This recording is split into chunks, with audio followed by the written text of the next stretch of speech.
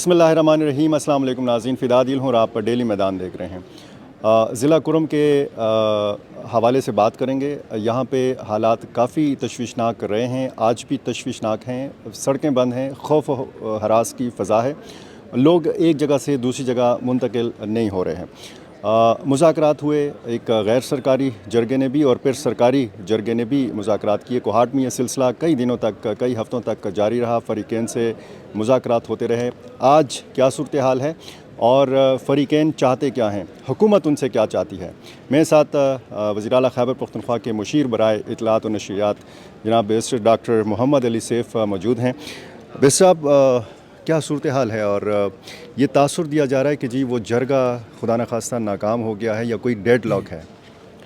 جی دیکھیں، جرگہ جاری ہے، ناکام بالکل نہیں ہوا، نہ ہی کوئی ڈیڈ لاک ہے۔ البتہ ایک فریق نے کچھ وقت مانگا ہے اپنے بڑوں سے، رہنماؤں سے مشاورت کے لیے، اور ان کو وہ وقت دیا گیا ہے۔ اس میں جو بیسیکلی ایشو ہے وہ اسلحے کی حوالگی کے حوالے سے ہے۔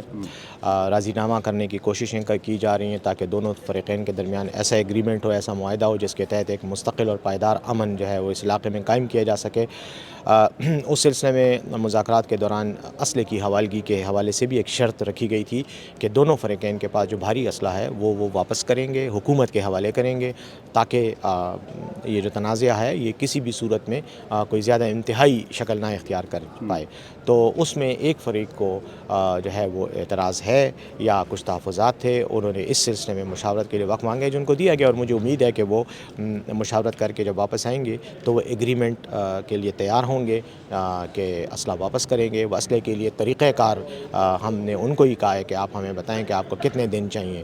میرے خیال میں ہم ان کو ہفتہ یا 10 دن کا ٹائم دیں گے جس میں وہ اپنا تمام اسلحہ حکومت کے حوالے کریں گے، اور ساتھ ہی ساتھ ہم نے ان کو یہ بھی آفر کی ہے کہ ہم ان کو قانونی اسلحہ رکھنے کی اجازت دیں گے۔ اس کے لیے ہم تیار ہیں، محکمہ داخلہ کی ٹیم وہاں جائے گی اور وہیں رہ کر ہی لوگوں کو جن کو بھی اسلحہ چاہیے، قانونی اسلحہ جو چاہیے، تو وہ ان کو انشاءاللہ وہاں پر دے دیا جائے گا۔ کس قسم کا بھاری اسلحہ ہے؟ دیکھیں، جو لڑائی ہوئی ہے اس میں رپورٹس جو آئی ہیں اور جو شواہد آئے ہیں اس میں تو بہت ہی ہیوی قسم کی لڑائی ویپنز استعمال ہوئے ہیں، جس میں سرفیس ٹو سرفیس میزائلز ہیں، جس میں راکٹ لانچرز ہیں، جس میں اینٹی ایئر کرافٹ گنز ہیں، ہیوی مشین گنز ہیں۔ تو اس طرح کا اسلحہ تو کسی صورت میں بھی عوام کے پاس نہیں ہونا چاہیے۔ یہ آیا کہاں سے ہے بیرسٹر صاحب؟ اب یہ تو بعد میں پتہ چلے گا، لیکن آپ کو پتہ ہے کہ قبائلی علاقہ ہے، افغانستان کے ساتھ ان کا کافی عرصے تک کھلا بارڈر تھا، تو اسلحہ تو اس علاقے میں موجود ہے، لیکن اب تو چونکہ وہاں پر حکومت کی عملداری آ چکی ہے، اب وہ خیبر پختونخوا کا حصہ ہے اور سیٹل اضلاع میں اب وہ شامل ہو چکے ہیں یہ علاقے، تو اب حکومت جو ہے وہ اس طرح کے پرانے نظام کے تحت اسلحہ رکھنے کی اجازت نہیں دے گی، اور انشاءاللہ ہم ان سے واپس لیں گے۔ تو آپ جب ان سے اسلحہ لے لیں گے، وہاں پہ تو ملیٹنٹس بھی موجود ہیں، دہشت گرد تنظیمیں بھی موجود ہیں، تو یہ لوگ اپنا دفاع کیسے کر پائیں گے؟ پہلی بات تو یہ ہے کہ ہم یہاں پر اپنا دفاع کیسے کر رہے ہیں۔ ظاہر ہے پولیس اور لا انفورسمنٹ ایجنسیز ہیں، پاکستان فوج ہے موجود ہے، دہشت گردوں کے خلاف تو جنگ وہی لڑ رہے ہیں۔ عام عوام کا جہاں تک تعلق ہے، اپنی ذاتی حفاظت کے لیے، گھر کی حفاظت کے لیے، فیملی کی حفاظت کے لیے ہم انہیں اسلحہ دیں گے، ہم ان کو اجازت دیں گے کہ وہ اپنا اسلحہ رکھیں، جس میں مختلف قسم کا قانونی طور پر جس کا مجاز جو ہیں وہ اسلحہ وہ وہاں رکھ سکتے ہیں، ان کو لائسنسز دیے جائیں گے۔ لیکن وہ ویپنز جو آپ دو ملکوں کی فوجیں آپس میں لڑائی میں استعمال کرتی ہیں، اس کی نہ وہاں ضرورت ہے اور نہ اس کو وہاں رکھا جائے گا، کیونکہ جب فسادات ہوتے ہیں تو ان میں وہ اسلحہ استعمال ہوتے ہیں جس کے ذریعے پھر جانیں بھی بہت زیادہ ضائع ہوتی ہیں۔ تو اب ہم یہ سمجھتے ہیں کہ ناؤ اٹ از ٹائم کہ ہم اس مسئلے کو ختم کریں، ونس اینڈ فار آل ختم کریں، اور اسی لیے ہم دونوں فریقین کو ٹائم بھی دے رہے ہیں۔ ہم نہیں چاہتے کہ ہم عارضی طور پر مسئلے کو ختم کر کے ایک درد سر رکھیں وہاں پر لوگوں کے لیے اور بار بار یہ لڑائی ہوتی رہے۔ اس بار ہم چاہتے ہیں کہ ایک پرماننٹ حل ہو، اور انشاءاللہ ہمیں امید ہے کہ ہم اس تک پہنچ جائیں گے۔ بیرسٹر صاحب، اس بات کی کیا گارنٹی ہے کہ قانونی اسلحہ سے کوئی غیر قانونی کام نہیں ہوگا؟ دیکھیں، یہ گارنٹی تو میرے خیال میں دنیا کی جو ترقی یافتہ ممالک ہیں، امریکہ اور برطانیہ اور سویڈن اور ناروے، وہ بھی نہیں دے سکتے۔ وہاں پر بھی اگر قانونی اسلحہ، وہاں پہ تو غیر قانونی اسلحے سے بھی بہت کچھ ہوتا ہے۔ امریکہ میں آپ کو پتہ ہے ہر روز ہی خبر آتی ہے کہ کسی یونیورسٹی کالج میں کسی نے مشین گن لے کے بچوں کو اڑا دیا، اور ناروے جیسے ملک میں بھی ہو چکا ہے اس طرح کا ایک اندوناک واقعہ۔ تو وہ تو گارنٹی تو سوائے اللہ کے کوئی نہیں دے سکتا، لیکن قانون نافذ کرنے والے ادارے اپنے فرائض سر انجام دیتے ہوئے اسلحے کو ضبط بھی کریں گے، تحویل میں بھی لیں گے، اور جن کے قبضے میں ہے ان کے خلاف قانونی कार्रवाई भी की जाएगी। बिर साहब, आपकी बातों से लगता है कि डेढ़ लाख या जो एक सिलसिला रुका हुआ है वो सिर्फ भारी असलहे पे रुका हुआ है, बंकर्स के खात्मे की भी आपने बात की थी। बिल्कुल, मैं भारी असला और बंकर्स, अच्छा। जिसमें लेकिन देखें बंकर्स उस वक़्त तक कोई फ़ायदा नहीं दे सकते किसी मुतहारिब फ़रीक के लिए, उनके लिए गैर ज़रूरी हो जाते हैं कि उनके पास असला ना हो। बंकर्स में बैठकर ही वो भारी असला इस्तेमाल किया जाता है एक दूसरे के ख़िलाफ़। तो जब असले की हवालगी पर बात हो जाएगी, बंकर्स के बारे में तो वज़ीर आला साहब ने क्लैरिटी के साथ कहा हुआ है कि इनको हमने मसमार करवाना है।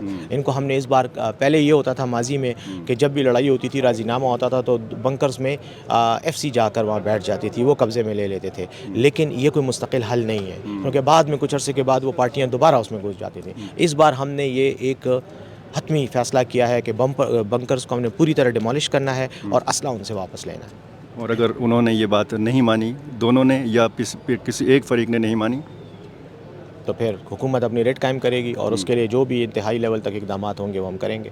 इसका मतलब है आज कुरम में हुकूमत की रिट नहीं है। नहीं, रेट है। देखें, अब आप वो सवाल में से वो एक क्या कहते हैं वो, हाँ, ये आपका टिपिकल स्टाइल होता है, लेकिन उसका जवाब ये है कि आज हुकूमत की रिट है। हम वहाँ मौजूद हैं, हुकूमत मौजूद है, हमारी इंतज़ामिया है, हमारी पुलिस है। वो तो कोहाट में है बिर साहब। लेकिन ये जो नहीं डिप्टी कमिश्नर साहब हैं यार, पूरी इंतज़ामिया है ना कोहाट में। अब अगर मैं अभी पेशावर से मर्दान चला जाऊँ तो इसका ये मतलब ना हो कि हुकूमत ख़त्म हो गई। मुज़ाकरात भी कोहाट में हो रहे हैं। कोहाट में इसलिए हो रहे हैं कि कोहाट में रास्ते खुले हैं ना, लोग आ सकते हैं, और इनमें से बेशतर जो रहनुमा हैं उनकी फैमिलीज़ कोहाट में सेटल हैं, वो कोहाट में रह रहे हैं, इसलिए उनको कोहाट में रखना, कोहाट में उनकी आमद रफ्त, उनका लॉजिस्टिक्स जो है वो आसान है।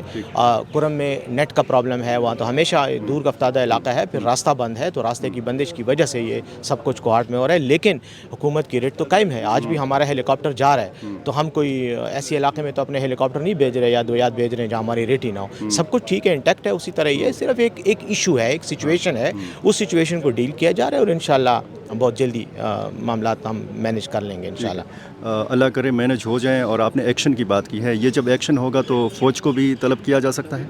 देखें, अब ये इस वक्त हम कयास आराई कर रहे हैं ना, अगर ये मसला हल हो जाता है तो फिर ये एक्शन की ज़रूरत ही नहीं होगी। लेकिन अगर नहीं होगी तो वहाँ FC भी है, वहाँ पुलिस भी है, और अगर ज़रूरत पड़ी तो पाक फ़ौज भी है। बिल्कुल उनसे वो हमारे अमल दरामद करवा रहे हैं कानून पर, और दहशतगर्दी के ख़िलाफ़ और वायलेंस के ख़िलाफ़ इस वक्त वो जंग का एक बाकायदा फ्रंट लाइन हिस्सा है। तो यकीनन अगर ज़रूरत पड़ी, लेकिन अल्लाह ना करे कि फ़ौज की ज़रूरत पड़े, मैं समझता हूँ कि हम पुलिस के ज़रिए और FC के ज़रिए और लोगों के तावन के साथ खुद ही बग़ैर किसी ताकत के इस्तेमाल के बग़ैर जो है हम मसले का हल निकाल लेंगे। कल मैं मीडिया में सुन रहा था कि आपने 1 दिन की मोहलत दी है, या उन्होंने 1 दिन की मोहलत मांगी है। वो 1 दिन तो गुजर नहीं गया। नहीं, उन्होंने पहले 1 दिन का कहा था कि हमें 1 दिन के लिए इस्लामाबाद जाकर अपने बड़ों से मशवरा करना है, लेकिन उसके बाद उनकी तरफ से रब्ता हुआ कि हमें कुछ टाइम और चाहिए, तो वो कमिश्नर साहब उनके साथ रब्ते में हैं, उन्होंने फिर उनको टाइम दिया है। इंशाल्लाह उम्मीद है कि जल्द से जल्द वो आकर मसले का हल निकालेंगे, क्योंकि जब तक ये बड़े रहनुमा मसले का हल नहीं निकालेंगे, असले की हवालगी पर तैयार नहीं होंगे, उस वक्त तक सड़क बंद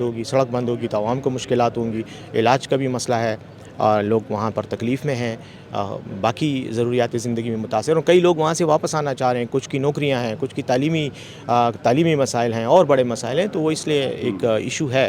तो मेरे ख़्याल में इन रहनुमाओं को चाहिए कि आवाम का मफाद मद्देनज़र रखते हुए इस मसले पर जल्दी फ़ैसला करें। ठीक है। हमारे सूबे की सरहद जो है वो अफ़गानिस्तान के साथ लगती है, और CM साहब ने एक मरतबा कहा था कि हम चाहते हैं कि अफ़गानिस्तान के साथ हम मुज़ाकरात करें। उससे बड़ी मुज़ाहमत का सामना करना पड़ा था कि जी एक सूबा एक दूसरे मुल्क के साथ मुज़ाकरात नहीं कर सकता। मरियम नवाज़ गई थी चाइना। मरियम नवाज़ तो छोड़ें, मरियम नवाज़ से पहले उनके अब्बा हुजूर, वो जो है चचा हुजूर जो हैं, वो भी कई बार चाइना गए और तुर्की गए, और कई मुल्कों के साथ उन्होंने मुआहदे भी किए, और बतौर वज़ीर आला, बिल्कुल बतौर पंजाब के वज़ीर आला कई बार जा चुके हैं। तो यहाँ पर तो यही है कि वो क्या कहते हैं, मीठा मीठा हप हप और कड़वा कड़वा क्या होता है, थू थू। तो ये तो यही है। हमारा जहाँ तक ताल्लुक़ है, यकीनन अफ़गानिस्तान के साथ हमारी सरहद मिलती है। अफ़गानिस्तान से के हालात हमें मुतासिर करते हैं, अच्छे तरीके से भी और बुरे तरीके से भी। हम यकीनन दहशतगर्दी का जो इशू है ये भी अफ़गानिस्तान के साथ, हमारा चूँकि सरहद एक है तो वहाँ उस पर भी इसका असर पड़ता है।